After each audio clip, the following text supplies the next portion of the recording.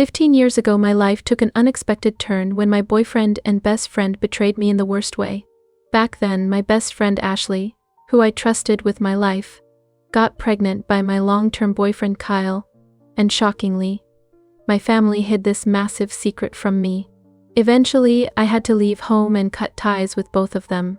Now, after all these years, my mom is insisting that I reconcile with them. Let me take you back to when I was 18, living my dream life during my senior year of high school. I shared a home with my parents and 4 siblings, spending my days with Ashley and Kyle. Our families were incredibly close. Our parents were best friends, making it feel like we were one big happy family. Ashley had been my rock for 18 years, and our bond was so strong that our parents often joked we were connected at the hip. As for Kyle, I believed he was the love of my life. We had been together for 3 amazing years, and there was even talk of marriage after college. Life was good. Both our families were supportive, and I had envisioned a future as a stay-at-home mom, all while Kyle finished his studies. My sister even dated Kyle's brother, which made our family ties even tighter. Then came the shocking moment. At the start of the school year, I noticed Ashley seemed off, melancholic and distant. After some pressing, she finally revealed that she was pregnant. I was blindsided. I had no idea about her breakup or any other guy in her life. When I asked who the father was, she was evasive, leading me to believe her ex was involved. Concerned for her well-being, I decided to drop the subject and just be there for her. I supported her through the roller coaster of her pregnancy, attending ultrasounds, medical appointments, and defending her when she faced bullying. Together we set up a nursery, threw a baby shower, and dove into parenting classes, even choosing baby names side by side. 2 weeks before her due date, I was running errands at the mall when I unexpectedly bumped into her ex. Against my better judgment, the anger boiled over and I confronted him. I told him he was a terrible person for leaving Ashley alone and pregnant. His shocked face told me he had no clue about the situation at all. This story is just the beginning of a long, tangled web that has deeply impacted my life. Now it's time to navigate the aftermath. Ashley never mentioned her pregnancy to him.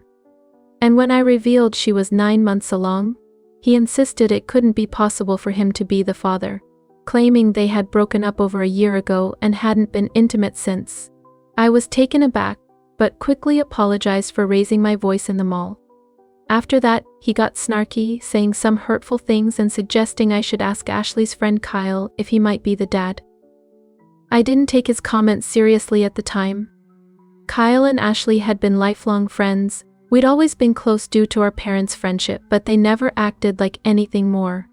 Later that evening, my younger sister, who's 14, and I were gearing up for a movie night when I started venting to her about my encounter with Ashley's ex. Surprisingly, she fell silent and didn't respond. After a while, she excused herself to go to the bathroom. I decided to grab some snacks and headed downstairs, where I overheard my sister having a tense conversation with my mom. My recollection of this part is shaky because I was overwhelmed with emotions. My sister was telling my mom about my run-in with Ashley's ex and revealed that she no longer wanted to hide the fact that Kyle was Ashley's baby's father. I was utterly shocked. I stumbled into the kitchen demanding answers. My mom and sister turned pale when they saw me. My sister burst into tears. She explained that at the end of summer break, Kyle and Ashley had attended the same house party, got drunk, and ended up sleeping together. Ashley got pregnant and, while she told Kyle, both were too ashamed to tell me. They hadn't even shared the news with their parents. However, Ashley eventually couldn't keep it a secret and confided in her mom and dad, who then told Kyle's parents, and soon my parents learned too. This all happened in Ashley's first trimester. By the second trimester, all my siblings knew, along with Kyle's and Ashley's siblings, everyone except for me. I can't even put into words how I felt at that moment. For 3 days I was physically sick and unable to talk to anyone. My parents were apologetic and explained that they didn't want to hurt me or ruin anyone's relationship. During this time, Kyle and Ashley flooded my phone with messages and calls, even showing up at my house, but I refused to see them. Kyle's mom came over, and my mom let her into my room while I lay in bed, feeling drained and betrayed. She tried to persuade me to forgive them, saying how much Ashley and the baby needed my support. But I remained silent. 2 weeks later, Ashley went into labor. My parents told me she had a difficult delivery, losing a lot of blood and requiring an emergency C-section. I learned that Kyle was present for the birth. I was devastated and inconsolable. So many emotions tangled together, betrayed by both, heartbroken that I couldn't be there when I had planned it, and devastated that this moment I had anticipated for months had turned into a painful void. My older sister rushed to the hospital to support her boyfriend, leaving me alone with my parents. All I wanted was to curl up in bed with my mom and cry it all out. Then my mom received a call from Ashley's mom and came to tell me that she and dad were heading to the hospital. I was in disbelief and begged her to stay with me. She said Ashley's parents needed all the support they could get and promised we'd talk later. When I tried to express my need for their support, she told me not to be selfish and left. I was left all alone in the house, reeling from everything that had happened in the past few weeks. I couldn't wrap my head around the fact that my parent chose to support someone who had caused me so much pain while I was left here, struggling. Was I truly selfish for feeling this way? I couldn't pinpoint when, but my sadness morphed into an overwhelming rage, the likes of which I had never known. In a whirlwind of emotions and feelings of betrayal, I began packing my bags, determined to leave home. It didn't take long before doubt crept in, and I found myself sitting in the living room, feeling utterly empty.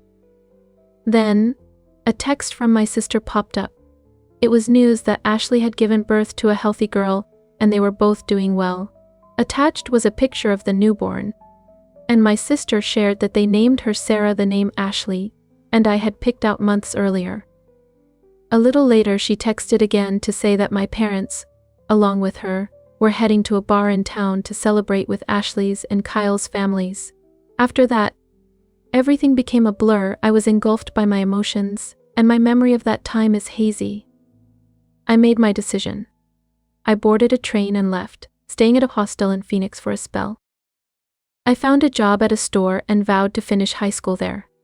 My parents, siblings, Kyle, and Ashley tried reaching out. My mom sent frantic voicemails begging me to return. They even reported me as a missing person, but I believe that fell flat since I was already 18. Shortly after, I met Dean, who also lived in Phoenix and had a complicated relationship with his family. We clicked right away and became close friends.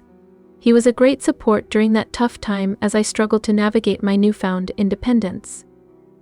I had no clue how to care for myself or truly be an adult. Dean introduced me to his circle of friends, assisted me in completing high school, and ultimately welcomed me to live with him and his friends. He helped me confront my pain, even though there were times I battled intense struggles and regrets. I wanted to seek therapy, but it was beyond my financial means. Dean was always there for me, lifting me through it all. I don't think I would have made it without him. After a year, we started dating.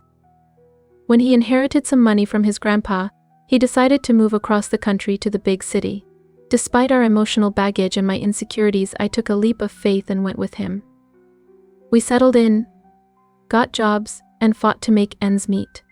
Shortly after my 21st birthday, we made the spontaneous decision to get married. It was wild and impulsive, but we did it.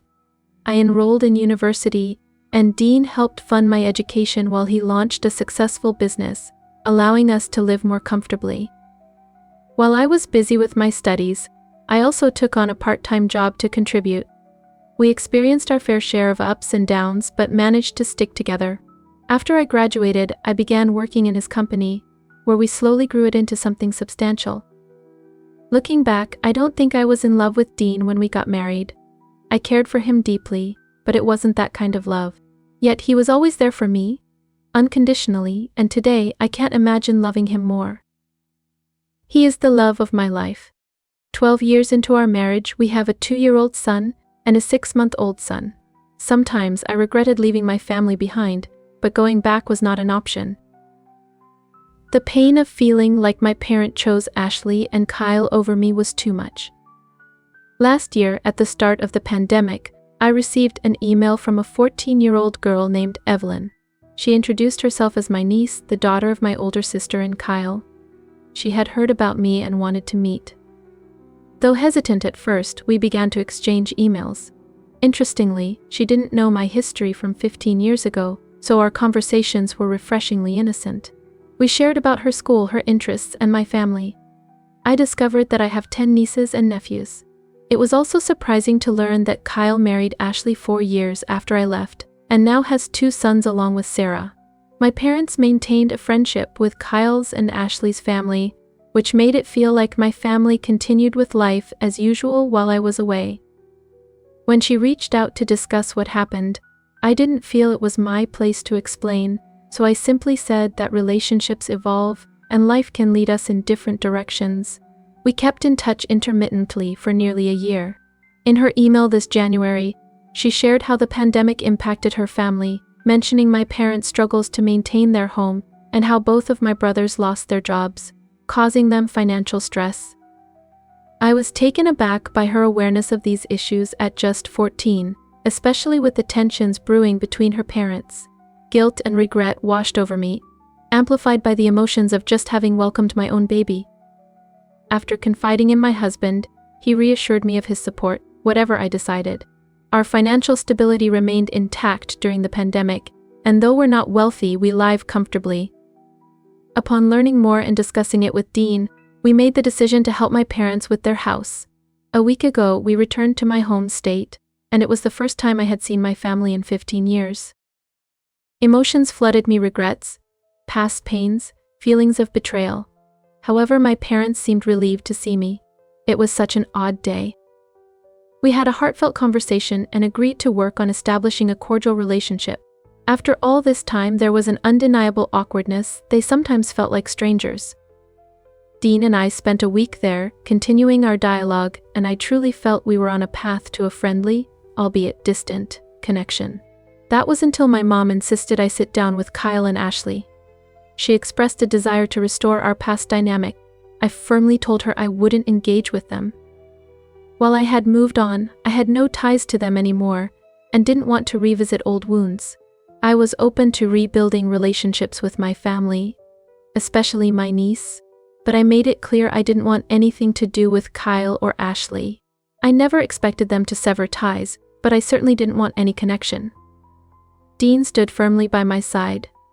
My mom then called me, accusing me of selfishness and insisting that I needed to mend our family relationship.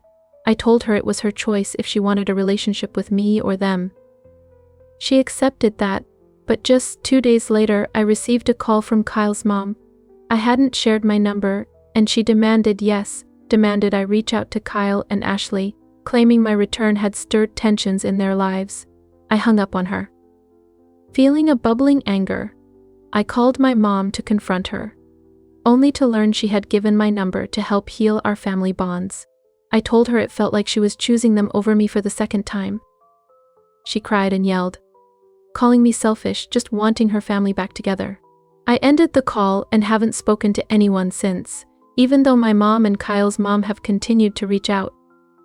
Despite feeling justified in prioritizing my well-being, and my family, especially my husband, who has been incredibly supportive, even confronting my mom, I started to feel a twinge of regret. I wondered if I should rethink talking to Ashley and Kyle and if I had overreacted 15 years ago.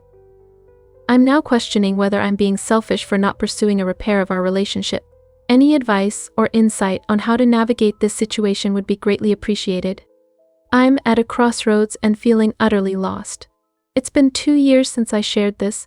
I've been getting a ton of requests for updates lately. First off, a huge thank you to all the amazing folks who have been sending me messages and updates. I really appreciate it. So much has transpired over the past few years, some of it not so great, but I'll keep this concise. I realize now that I didn't mention my little sister in my previous update. After I left home, her relationship with our parents took a turn for the worse, and she cut ties with them when she turned 20. Thanks to our older sister, I got her number, and although it was a bit awkward at first, -15 years is a long time, we reconnected. She was understandably upset about me leaving, and she had her share of tough moments. Now she's a mom to a toddler and a baby, and I have to admit, those little ones have really helped us rebuild our bond. She's become my best friend, and we now talk every day. As for my other siblings, I keep in touch with my brothers, though we're not particularly close. My relationship with my older sister has improved, but we did go through a rough patch last year where we didn't speak for a while. Since she's married to Kyle's brother, navigating the drama between our families was a challenge for her. Thankfully, we're on better terms now, and I cherish my time with my nieces and nephews. Even though I skipped my niece's birthday, some things just felt too overwhelming for me. Now, on to my parents, and this part is a bit tough to share. Writing this brings back a flood of feelings from when I was 18. My mom wouldn't stop pestering me about not speaking to Kyle and Ashley. Her relentless calls stretched on for months. Even after I returned home, it felt like emotional blackmail. She blamed me for not accommodating her issues with friendships and health, even accusing me of preventing her from seeing her grandkids. Last June, when I had my daughter, things escalated. It became unbearable, especially when she started contacting Dean. I reached my breaking point. I was hesitant to block her, so I had a heart-to-heart with my dad, something we hadn't done in 17 years. I was emotionally spent, juggling 3 kids, and just wanted to vent. I poured out my feelings to him, and I'm not sure what happened after that since he doesn't talk much about it. Gradually, her calls diminished, but then, something shifted. My dad filed for divorce in August. We stay in touch regularly now, but I doubt we'll ever return to normal. My mom, on the other hand, is heartbroken. In August, her calls reached new extremes, not just with me. Since then, I've changed my number, and as of February, she hasn't been able to reach me at all. One of my brothers mentioned she's been struggling with anxiety and depression, losing a lot of friends along the way. I really have no clue about her current relationship with Kyle and Ashley's family. I want nothing to do with her anymore, especially not around my kids. The things she said about me and my husband, whom she barely knows, are just outrageous after 15 years of no contact. While I regret not having a mom, I think trying to salvage what's left of our relationship would be a drain on my emotions and just plain torture. As for Kyle and Ashley, I've had a couple of calls from Kyle's mom, as mentioned in my earlier post. I've blocked her since, and no further calls have come through.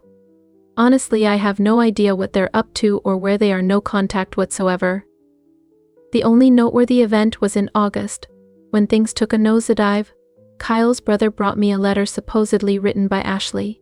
I haven't opened it, and to be honest, I'm not even sure I want to. I feel like I've moved on from the past, yet I'm curious to hear what she has to say after all this time. But I know that could stir up some old feelings. Right now, I'm doing well with my kids and Dean, who has been an incredible support through everything. My focus is on my family, and I genuinely hope that chapter is closed for good. Thank you, everyone. If something else comes up, I'll make sure to update you sooner. Hey everyone. I'm not sure if anyone will see this, but over the past few months since my last post, I've received so many messages filled with advice and support. I can't thank you all enough. Your kindness truly means a lot to me. I do my best to reply, but it can take some time. I've received quite a few questions in those messages that I can't answer right now, but I plan to share more soon. To quickly address the most common inquiries, I haven't read the letter yet. After my last update, I started therapy again, and Dean and I thought it'd be best for me to give the letter to my therapist, who will decide when or if I'm ready to read it. I haven't had any contact with my mom since that update. I did receive Facebook messages from her and Ashley's mom, which is a first. I didn't even read the latter. For now, I've deactivated my Facebook. Neither Kyle nor Ashley has tried to reach out to me through any social media. The only thing I know is that Kyle asked Bill for my address or phone number, but Bill refused to share. That's when Ashley handed him the letter. Bill isn't in contact with his family at the moment. They are separated, or so Bill says, but he doesn't know if they're actually divorced. Last week, my dad was in town. He doesn't know my address and has never been to my house. For the first time in nearly 2 decades, we had a real, honest conversation. I have to admit it was overwhelming, and I felt off for a few days afterward. But it was important. I discovered so much about my mom, and a lot of you suggested that there might be something in her past that shaped her behavior. The gap between when they found out Ashley was pregnant and my return 2 years ago is a lot to process, and I'll likely be in therapy for a while. There's so much to discuss. I'll probably write a separate update about it all. And regarding my little sister, she's not to blame, and I've never held her responsible for keeping that secret. She was just a teen under immense pressure from our mom. After I left, her life became a nightmare. Our mom directed a lot of blame toward her. Thank you for all your support and encouragement. Many of you also sent warm messages for Dean, and he's read them. You're absolutely right, he's amazing, and I wouldn't be where I am today without him. Cherish your families, especially when they're there for you through thick and thin. Take a moment to call your parents and siblings and let them know you love them.